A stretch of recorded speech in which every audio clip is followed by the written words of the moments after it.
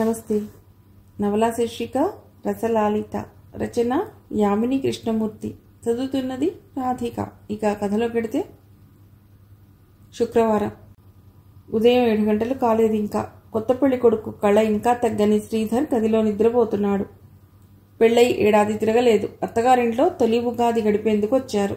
అలసి సొలసిన రేరాజులా ప్రశాంతంగా నిద్రపోతున్న అతడి మొహంలో ఆనంద చంద్రికలు వెల్లివిరుస్తున్నాయి. గదిలో అడుగుపెట్టిన దేవి భర్త వైపు ఓసారి చూసి ముసిముసిగా నవ్వింది. అతన్ని చూసినప్పుడల్లా ఆమెకి పసిదనం వీడని పిల్లవాడే గుర్తుకొస్తాడు. పగలు చూస్తే రేయి చేసిన వింతలు, రాత్రి చూస్తే పగలంతా చేసే చిలిపి చిలిపి పనులు తలుపులో మెదులుతాయి. శ్రీ శ్రీ లయబద్ధంగా మోగే ఫారెన్ బజర్లా పిలిచింది ఆమె భర్తని. అలా పిలుచుకోవటం ఆమెకి అపురూపంగా ఉంటుంది. శ్రీవారిని, శ్రీధర్ని అలా సంక్షిప్తీకరిస్తుంది ఆమె. కోడి కూత అతడి నిద్రని అలరి పెట్టలేదు. కానీ ప్రియసఖి పిలుపులు అతడికి మేలుకొలుపు. ఆమె కొలువు అతడికి రతి కొలువు. రేకులు విచ్చే ముద్దమందారంలా కనులు విప్పాడతడు. ఎదురుగా ముద్దమందారంలా, తూర్పు సింధూరంలా దేవి. కొలువు తీర్చిన లక్ష్మీదేవిలా, నారాయణుని చేరబోయే పాలకడలి కూతుర్లా. దేవి అతడి గొంతు వీణలా మోగింది. నిన్నెప్పుడు చూసినా అది పగలో రేయో తెలియదు. సిగ్గుపడిందామె. నీ సిగ్గే సింగారం, నిగ్గు తెలియన బంగారం. ఈరోజు ఉగాది. ఉగాదో దసరానో నిన్ను చూస్తే నాకు రసాది. ఎప్పుడు అరవిచ్చిన మల్లె మొగ్గలా, ఎవర్గ్రీన్ హీరోయిన్లా ఎంత తాజాగా ట్రిమ్గా ఉంటావో. నవోన్మేషమైన అందంతో భూలోకానికి షికారుకొచ్చే శ్రీరమలాగా నా కళ్ళకెప్పుడు నవవధువులా కనిపిస్తావు. మొహం కడుక్కోకుండానే అబద్ధాలు, అతిశయోక్తులు చెప్తే ఆడపిల్లలు పుడతారట తెలుసా? అలాగేం అయితే నాకు నీలాంటి అమ్మాయే కావాలి. అబ్బో ఎంత ఆశో, నాకు అబ్బాయే కావాలి. పోన్లే, ఇద్దరిని ప్రజెంట్ చేస్తా. అర్జెంటుగా నీ మార్నింగ్ ముద్దిచ్చేయి. ఇంతసేపు ఆమె అతడి మంచానికి అల్లంత దూరంలోనే ఉంది. రా అని కనుసైగ చేశాడు శ్రీధర్. అన్నట్టుగా తల అడ్డంగా ఆడించింది. మార్నింగ్ కిస్సోయ్ మామూలేగా. ఈ 10 నెలల 15 రోజుల నుండి వ్రతభంగం కాకుండా ముప్పూటలా నిష్ఠాగరిష్ఠుడైన వేదవేత్త సంధ్యావందనంలా తమరి భక్తుడి ప్రేమతో ప్రసాదించే ప్రేమతాళం. ప్రేమతాళమా? అవునమ్మాయి. ఈ పెదవులపై ముద్దుల ముద్ర వేసేగా భర్తని మేల్కొలిపి ఆఫీసుకు పంపి రాత్రి జోకొట్టేది. మరొకరిని మనసా వాచా కర్మణ తలుచుకోవటానికి కూడా అవకాశం లేకుండా తమరు వేసే మన్మథ తాళం. పక్కపక్క నవ్వింది దేవి. అరే, ఆకాశం నుండి తారకలెంత అందంగా ఇలవంకకి వస్తున్నాయి. వట్టి పొగడ్తలు. గట్టి పొగడ్తలు కావాలంటే ఇలా రావాలి ఈ కోటలోకి. అమ్మో, ఇంకేమైనా ఉందా?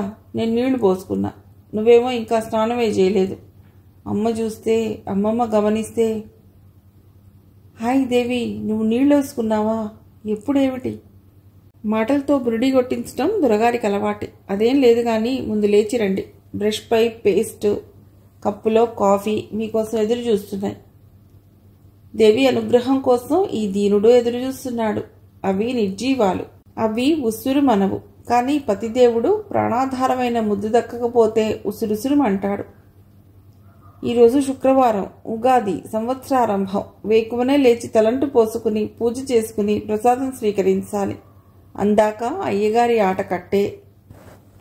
నాకు ప్రతిరోజు శుక్రవారమే. నిత్యదేవి దర్శనంతో నేనెప్పుడూ తరిస్తూనే ఉంటాను.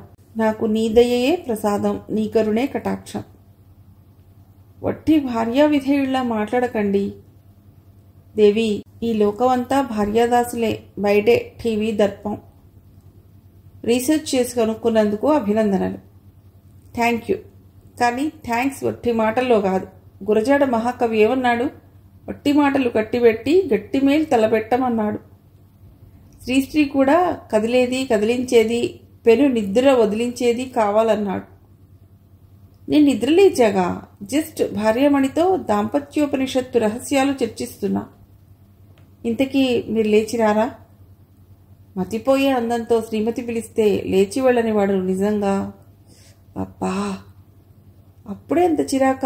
మాటలకే తూలిపోతే ఇంతకీ ఈరోజు దేవిగారు ఎంత అందంగా ఉన్నారో తెలుసా?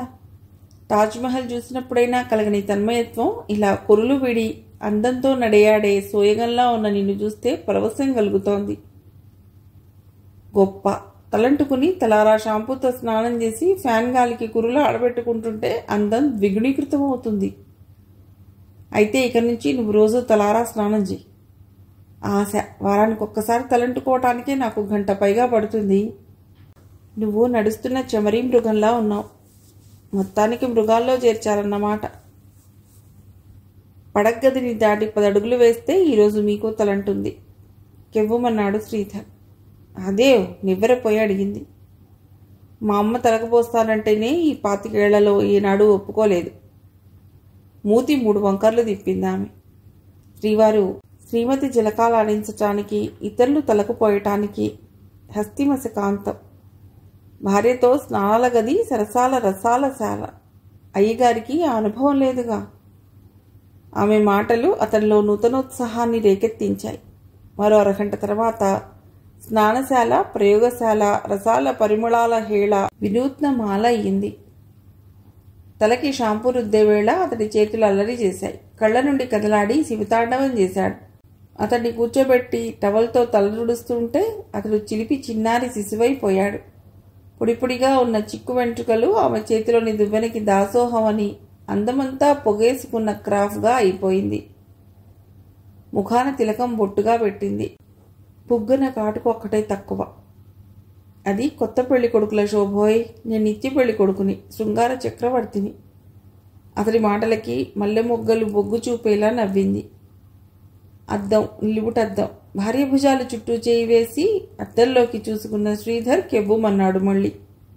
ఇప్పుడే వెర్రిబుట్టుకొచ్చింది. మేడ్ ఫర్ ఈచ్ అదర్లా ఉన్న మనల్ని కాదన్న అద్దంలో ఉన్న ఆ స్వీట్ ఫ్రాస్కెలెవరు? ఆ అందాల చందమామ, కనువిందైన మన్మథమూర్తి తమరే. ఏనాడైనా తల స్నానం చేశారా తమరు? నాకు తల తుడుచుకోవటం తెలుసు. తలుపుల మలుపుల్లో తీయని వలపులు నింపుకునేలా తలారా స్నానించటం ఈరోజే తెలిసింది. దేవీ ధన్యుణ్ణి. అనుగ్రహించబడ్డాను అందామె. నిజంగా ఇంత అందంగా ఉన్నానో నాకు నేను ముద్దొస్తున్నా. ముసిముసి నవ్వులు నవ్వింది దేవి. మరో 5 నిమిషాల తర్వాత చేయి పట్టండి. ఎందుకు? చేతిలో అమృతం పోస్తావా? మోహినిలా ఉన్నావు. గద్దించింది. అతడు అరచేయి విప్పాడు. ఆమె ఉద్ధరిణితో వెండి గిన్నెలోని ప్రసాదం వేసింది. రుచి చూశాడు. కెవ్వుమన్నాడు. జిహ్వ తెగిపోయినట్టు అరిచాడు.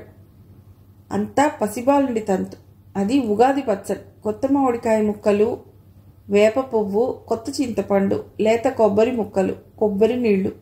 బతుకులో తీపి, చేదు, పులుపు, వగరు రుచి తెలిసేందుకు కొత్త సంవత్సరారంభంలో చేసే రుచి. పంటి కింద కొబ్బరి ముక్క, నాలుకపై బెల్లం ముక్క, గొంతులో కొబ్బరి నీళ్లు. రుచి తెలిసింది శ్రీధర్కి. అద్భుతం అన్నాడతడు. ఈరోజు ఉగాది ప్రియతమా.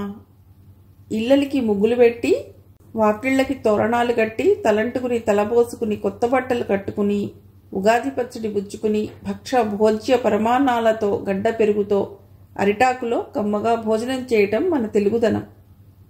ఇది తెలుగుదేశం. మనం తెలుగువాళ్ళం. మన తెలుగు జాతి జనజీవనం ఇది. ఇది తెలుగుతనం. హోటల్లో కాఫీ తాగి, కుళాయి కింద తలగడుక్కుని, ఇస్త్రీ బట్టలు కట్టుకుని, ముక్కున నోట వేసుకున్నట్టు హడావుడిగా యాంత్రికంగా బ్రతకటం కాదు. మన సాంప్రదాయం వేరు. మన బ్రతుకు తీరే వేరు. మన పండుగలు, పర్వాలు మన జాతి జీవన గర్రలు. దేవి మాట్లాడుతూ ఉంటే కళ్ళప్పగించి వింటున్నాడు శ్రీధర్. అతనికి ఆమె కన్యాకుమారిలో అమ్మవారిలా, మధుర మీనాక్షిలా, కంచి కామాక్షిలా, తెలుగు తల్లి కనకదుర్గలా, అన్నపూర్ణలా కనిపించింది. దేవి, నువ్వంటున్నది నిజం. మన తెలుగుదనం మగవాళ్లలో లేదు. ముత్తైదువులో ఉంది, కట్టులో ఉంది, బొట్టులో ఉంది, మాటలో, మన్ననలో, నీతిలో, రీతిలో, బతుకులో, పాటలో, నడకలో, నడతలో ప్రత్యేకమైన విశిష్టమైన తనదైన తెలుగు పునుగు తావులు వెదజల్లే స్త్రీత్వం, స్త్రీతత్వంలో ఉంది. మగవాడు నిమిత్త మాత్రుడు.